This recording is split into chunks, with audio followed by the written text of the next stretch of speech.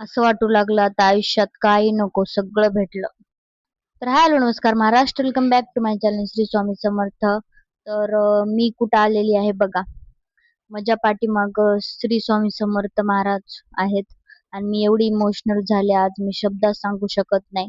कारण की मी जिथं राहते त्या भागामध्ये श्री स्वामी समर्थ महाराजाची स्थापना झालेली आहे आणि तिथं केंद्र सुरू केलेलं आहे एका राजपुताच्या जोडीनं, नवरा बायकोनं.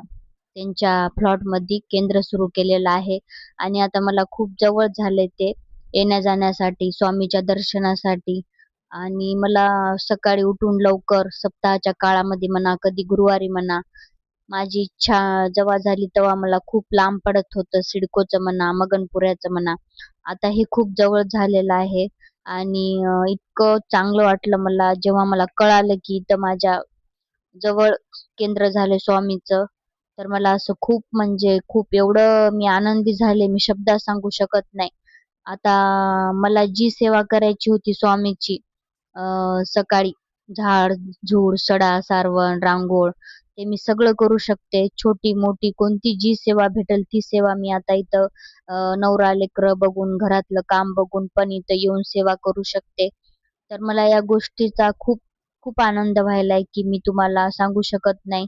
मी खूप इमोशनल झाले आणि हे व्हिडिओ काढताना मला असं म्हणजे खूप असं भरून आलं मन की खरंच आपण जे मनामध्ये ठेवून ती प्रार्थना बोलली तर ती देवापर्यंत पोहोचते, हे काय खोटं नाही, खरंय.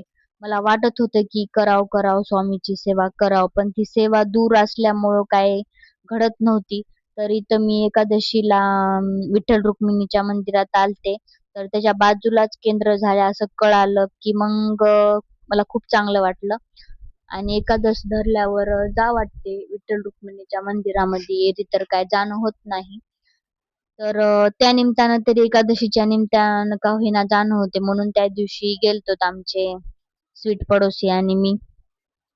तर तिथं पण असं खूप छान पूजा ते केलेली होती, मंजुळा वगैरे वाहून तिथं. एकादशीचं सकाळपासून कीर्तन नाम जप सगळं चालू होतं तिथं. मग आम्ही 4च्या नंतर गेलो तिथं पाया पडण्यासाठी. तर माझा एकादशीचा दिवस असा जाते बघा. विठ्ठल रुक्मिणीच्या मंदिरामध्ये काही, पुन्हा हरिपाठ वाचून काही घरी.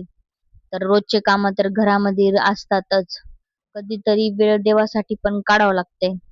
तर स्वामी महाराजांची फोटो बघा किती सुंदर छान आहे आणि वस्त्र पण किती छान सुंदर आहेत.